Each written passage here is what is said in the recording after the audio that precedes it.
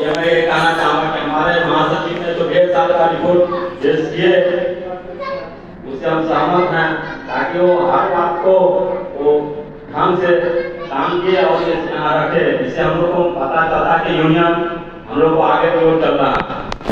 और दूसरा खुशी की ये बात है कि आज चौथा सम्मेलन है। इससे पहले जितना भी सम्मेलन हुआ हमारे मजदूर साथी उतना नहीं आ रहे थे, लेकिन आज महिला साथी का भी संख्या अधिक और पुरुष साथी का भी संख्या अधिक है। इससे लगता है कि हमारा संगठन जो है बहुत आगे की ओर निकल रहा है और इसी तरह से हम प्रयास करते रहेंगे तो आगे और निकलेगा। और ये जो पूंजीपति की जो सरकार अभी चल रही है, हमारे साथ जो शोषण कर रही है, तो लगता है कि कुछ ही दिन में उसको उखाड़ फेंक करके मजदूर का शासन हम लोग लाएंगे। साथियों, इस प्रोग्राम के माध्यम से मैं कहना चाहता हूं कि आज के स्थिति आप लोग देख रहे हैं, सरहाना वर्ग को बहुत जो ज्यादा शोषण हो रहा है, किसान को ज्यादा शोषण हो रहा है, महिलाओं को ज्यादा शोषण हो रहा है। और इसके खिलाफ जो हम आवाज उठाते हैं, पूंजीपति सरकार ने ऐसा कानून ला दिया है कि अगर आप आवाज उठाते हैं तो आपको जेल भेज दिया देशद्रोह के माध्यम से। तो ये करना चाहता हूँ, अगर संगठन हमारा रहेगा ये कानून हम तोड़ेंगे। और मजदूर के जो खिलाफ जो 44 श्रम कानून को 4 श्रम कानून में जो बदल दिए हैं, उसको भी हम लोग उखाड़ के फेंक देंगे कागज के माध्यम से। उसके बाद पहले 8 घंटा काम 8 घंटा आराम और 8 घंटे मनोरंजन करना था, वो काम का काम बढ़ा करके 12 घंटा कर दिया। क्योंकि आप देख रहे हैं पूंजीपति से मनमाने ढंग से हमको शासन कर रहा है।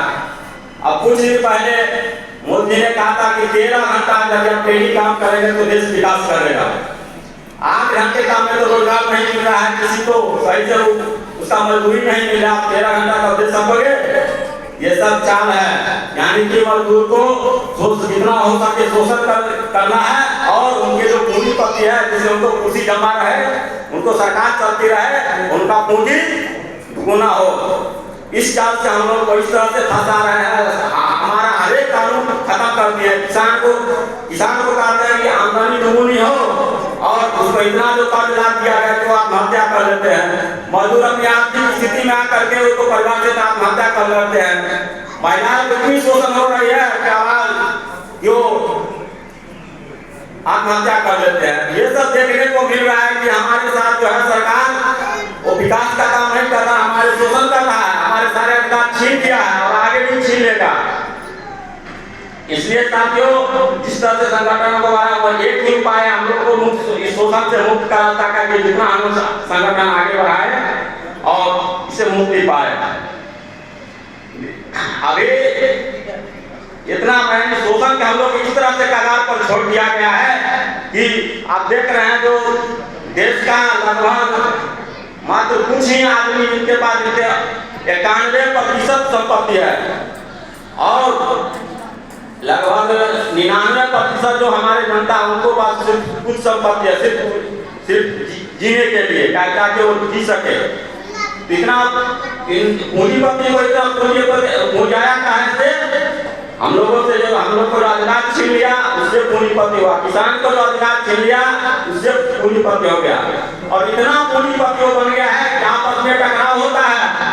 एक पूंजीपति कहता है हम सबसे अमीर है, एक पूंजीपति कहता है हम सबसे अमीर है। कभी अडानी कहता है हम सबसे पूंजीपति है, कभी अंबानी कहते हैं हम सबसे पूंजीपति है। कभी एक नेता कहता है हम कुर्सी पे बैठेंगे तो कभी एक नेता कहता है हम कुर्सी पे बैठेंगे। एक नेता कभी कहता है आपकी बात 400 पाँच, एक कहता है उसका 50। एक नेता कहता है हम 5 करोड़ में सांसद खरीद के सरकार बनाएंगे, तो एक कहता हम 7 करोड़ में सांसद खरीद के सरकार बनाएंगे। आखिर ये पूंजी आया कहाँ से उसके पास? तो हमारे किसान मजदूर से जो शोषण किया है वही पूंजीपति है। हमारा उतना कम उचित मजदूरी नहीं मिला, वही जो शोषण किया उसी पूंजीपति से वो पूंजीपति बना है, तो उसका कुबेर का कोई खाना नहीं मिला है। इसलिए बात एकदम जानना जरूरी है कि जितना हमारा शोषण होगा उतना आगे बढ़ेगा।